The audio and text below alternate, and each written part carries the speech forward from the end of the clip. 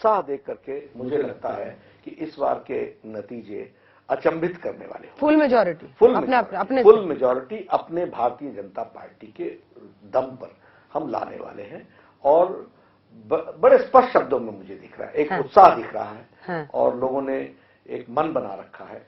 और मैं ये भी कहना चाहता हूं, पॉलिटिकल रास्तों में कई लोग रोड़े लगाने की कोशिश करते हैं, कई तरीके के, विपक्ष का ये काम है, लेकिन the public, the people of Karnataka, they have decided. जमीनी स्तर पर उन्होंने एक तरफा फैसला कर लिया। मैंने इतने रोड शोज देखे जिसमें मैंने पार्टिसिपेट किया, मैं हर एरिया में गया हूं, जिस तरीके का उत्साह एक आम कॉमन मैन।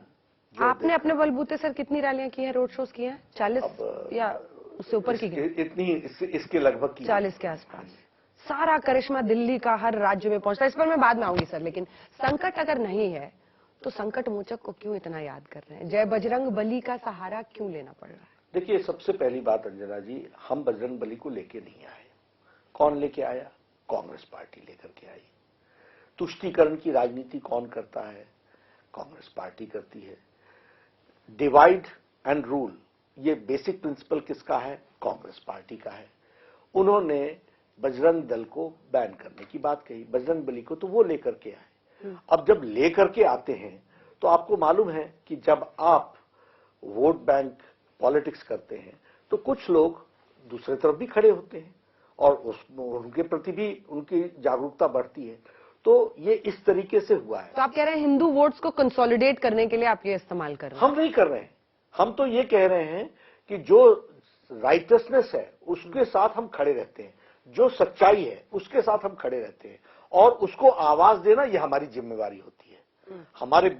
हम सबका साथ, सबका विकास, सबका विश्वास, सबका प्रयास, इस मूल मंत्र को मोदी जी के नेतृत्व में लेकर के चल रहे हैं। आप बीजेपी के अध्यक्ष हैं, क्या भारतीय जनता पार्टी को मुसलमानों का वोट नहीं चाहिए? ईश्वरप्पन साहब आपके नेता है सर, उन्होंने कहा है। मैं ये सवाल इसलिए पूछ रही हूं क्योंकि चुनाव के ऐन पहले आप लोग कहते हैं कि 4% मुस्लिम आरक्षण को खत्म कर देंगे। चुनाव के पहले क्यों? जिस पर कोर्ट ने भी देखिए, सबसे पहली बात यह है कि ईश्वरप्पा जी ने जब कहा था तो आपके ही चैनल पर आकर के मैंने कहा था कि BJP does not subscribe it. हमने बड़े स्पष्ट शब्दों में कहा था and we are very clear of it. हमारी पार्टी में हर तरीके के विचार रखने वाले कुछ लोग होते हैं, उनकी दिन प्रतिदिन चिंता करना और उनको सही रास्ते पर रखना ये मेरी जिम्मेवारी होती है, which I have done and I always do it. और ये एक राष्ट्रीय अध्यक्ष के रूप में हमारी जिम्मेवारी है। सबका साथ, सबका विकास, सबका विश्वास, सबका प्रयास लेटर और स्पिरिट में होना चाहिए। अब जहां तक आपने बात की मुस्लिम के रिजर्वेशंस को के विषय को लेकर के, इसमें कोई दो राय नहीं है कि यह एक अनकॉन्स्टिट्यूशनल व्यवस्था थी और अनकॉन्स्टिट्यूशनल व्यवस्था को जाना ही था। संविधान के दायरे में article 44 of the directive principles of state policy बड़े स्पष्ट शब्दों में पार्ट 4 कहता है कि रिलीजियस आधार पर रिजर्वेशन नहीं होगा। अब ये चल रहा था। जब हमने रिजर्वेशन को रीडिफाइन किया तो उसमें ये बात सामने आनी थी। तो जब हमने एससी का बढ़ाया, जब हमने एसटी का बढ़ाया, जब हमने लिंगायत का बढ़ाया, जब हमने वोकालिंगा का बढ़ाया, जब हमने इंटरनल रिजर्वेशन को देखा, तो इन सारी चीजों में इसका जाना स्वाभाविक था। तो ये हुआ है और ये भारत के संविधान के दायरे में हुआ है। संविधान को लेटर और स्पिरिट में इंप्लीमेंट करने के लिए हुआ है। ये तुष्टीकरण की राजनीति नहीं है, ये उनकी तुष्टीकरण की राजनीति। हम देश धर्म को मान करके चलते हैं और देश धर्म की आवश्यकता थी कि हम सबको साथ रखें, justice to all, appeasement to none. The Kerala story की पब्लिसिटी बीजेपी के अध्यक्ष क्यों कर रहे हैं? कर नहीं रहे। आप लोग फिल्म क्यों देख रहे हैं? इसलिए देख रहे हैं क्योंकि देखना चाहिए, जानना चाहिए कि क्या चल रहा है, समाज में क्या चल रहा है। और मैं आपको बताता हूं केरला स्टोरी के बारे में। देखिए, आतंकवाद का यह नया रूप है। हमने बम की आवाज सुनी है, हमने गोलियों की आवाज सुनी है, हमने ऑटोमेटिक वेपन्स की आवाज सुनी है, लेकिन यह नए किस्म का आतंकवाद है जिसमें आवाज नहीं होती है और जो बहुत ही भयानक रूप है।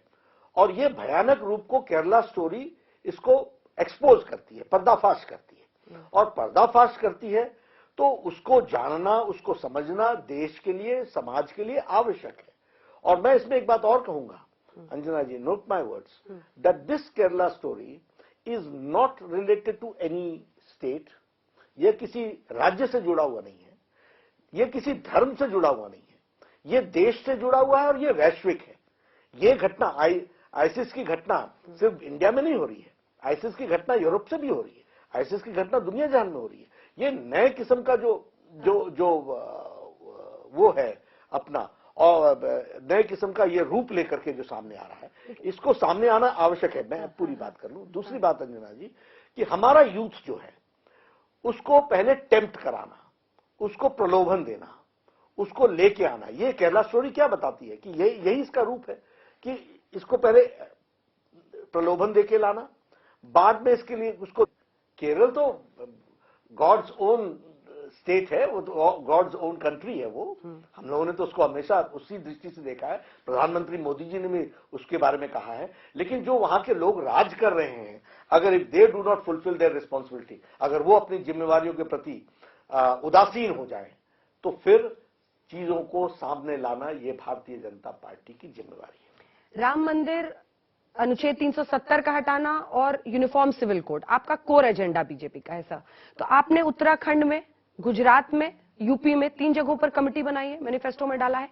आपने मैनिफेस्टो में कर्नाटक में भी यूसीसी डाला है।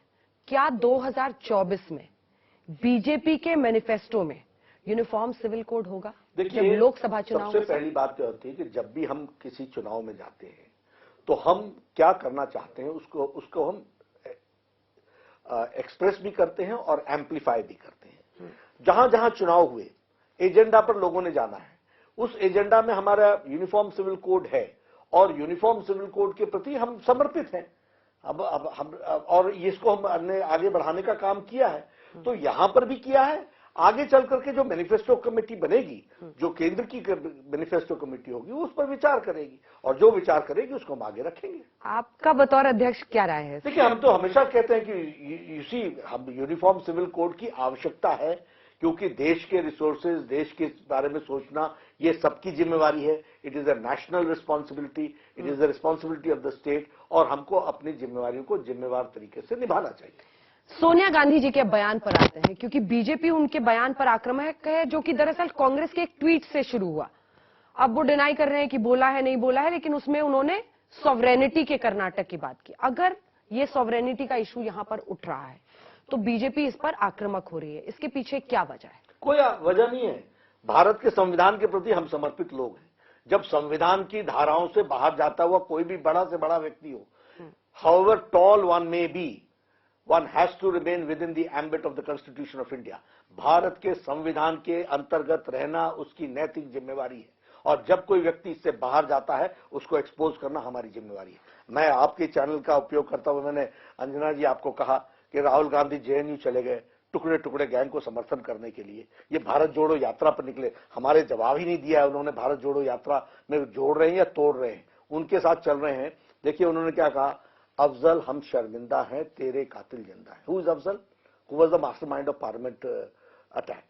और उनको आप उनके गैंग के साथ जाकर के अपने आप को खड़ा कर देते हैं। कन्हैया कुमार, हाँ, कन्हैया कुमार, बाकी सब लोग, मैं किसी का नाम क्यों लूं, लेकिन ये सारी गैंग जो थी इसके साथ राहुल गांधी खड़े हुए जेएनयू में कि नहीं खड़े हुए? कभी देश से उन्होंने माफी मांगी कि ये मेरी गलती थी? आपने उन लोगों को अपनी पार्टी में भी ले लिया। अब सोनिया गांधी का सवाल उठता है, जो आपने कल की बात कही, हम क्या संविधान में शपथ लेते हैं? कोई मंत्री या कोई MP? Sonia Gandhi ji member parliament है, खड़गे साहब मेंबर पार्लियामेंट है, राहुल गांधी कुछ समय तक पहले मेंबर पार्लियामेंट थे। क्या शपथ लेते हैं कि we owe our allegiance to the constitution of India and we shall uphold the sovereignty and integrity of India. ये हम शपथ लेते हैं, हम भारत की संप्रभुता को अक्षुण्ण रखेंगे।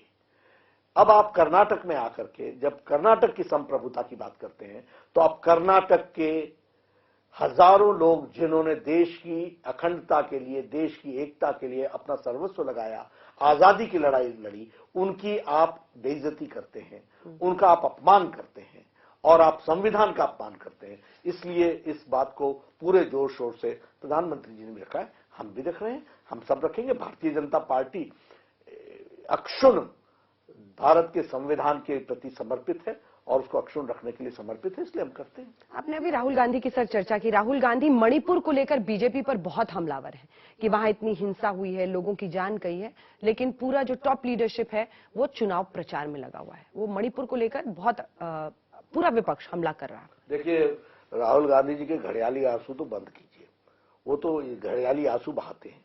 सच्चाई क्या है कि मणिपुर की घटना घटी, आप बताइए, उसी दिन गवर्नमेंट ऑफ इंडिया ने पैरामिलिट्री फोर्सेस रात को भेज दी कि नहीं भेज दी? उसी दिन होम का कमांड गवर्नमेंट ऑफ इंडिया ने ले लिया कि नहीं लिया? गवर्नमेंट की होम मिनिस्ट्री ने ले लिया कि नहीं लिया? पिछले 2 दिन से कोई भी अप्रिय घटना नहीं घटी है। घटना कैसे घटी? हाई कोर्ट के एक ऑर्डर से 2 कम्युनिटी के बीच में एक मिसअंडरस्टैंडिंग के कारण क्लैशेस हुए, यहां से घटना शुरू हुई। 2 दिन में कोई घटना नहीं घटी है। अमित शाह जी बतौर होम मिनिस्टर उन्होंने अपना प्रोग्राम कैंसिल किया, उन्होंने सारी चीजों को वहां से मॉनिटर किया। जब सारी चीजें कंट्रोल में आई तो कैंपेन में आए वो, और कैंपेन में आने के बावजूद भी वो पूरी की पूरी चीजों को ध्यान में रखते हैं। लेकिन राहुल गांधी से मैं पूछना चाहता हूं कि आप कब से इन सब चीजों की चिंता कर रहे हैं? कभी आपने पूछा सिद्धारमैया से कि पीएफआई के लोगों पर से 175 केस वापस क्यों लिए तुमने? 1600 लोगों को जेल से क्यों छोड़ा तुमने? कभी पूछा इन्होंने? ये बहुत चिंता करने लग गए समाज की, जिन लोगों ने, अब देखिए, Bangalore bomb blast, 17 people arrested, छोड़ दिया। Narath camp, training camp, 20 people arrested, छोड़ दिया आपने।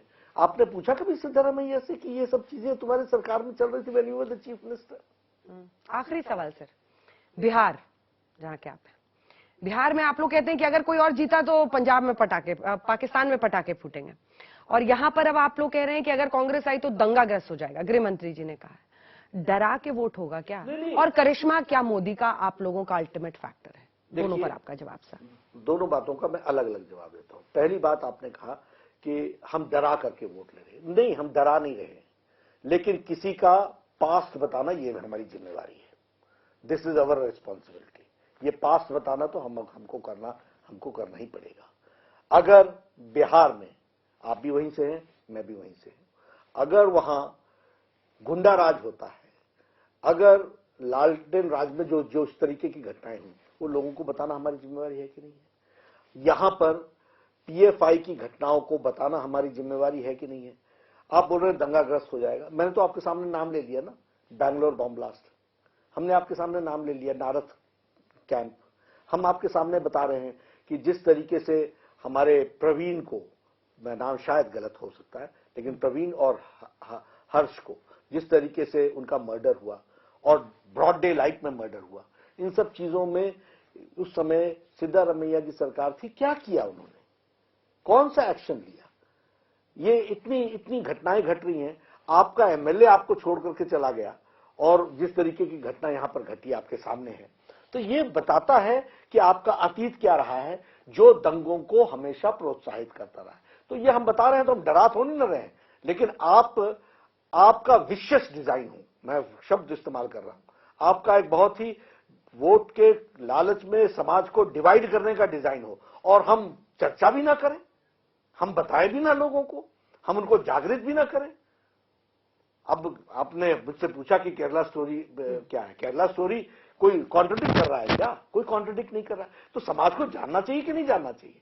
समाज को मालूम होना चाहिए कि नहीं? हमारी बेटियों को मालूम होना चाहिए कि नहीं? हमारी बच्चियों को मालूम होना चाहिए कि नहीं कि what is going on in the society, and this is being done when the home ministry of that state, particular state, is doing nothing, बल्कि उस पर पर्दा डालने की कोशिश कर रहा है। तो ये सब चीजें एक्सपोज करना, डेमोक्रेसी किसको बोलते हैं? प्रजातंत्र किसको बोलते हैं? हम, अगर मैं कुछ गलत बोल रहा हूं, आपके चैनल पर कुछ बोल रहा हूं, आधे घंटे बाद आप हमारे को कॉन्ट्रडिक्ट कर दो कि नहीं जी, सॉवरेनिटी का डेफिनेशन कुछ और है।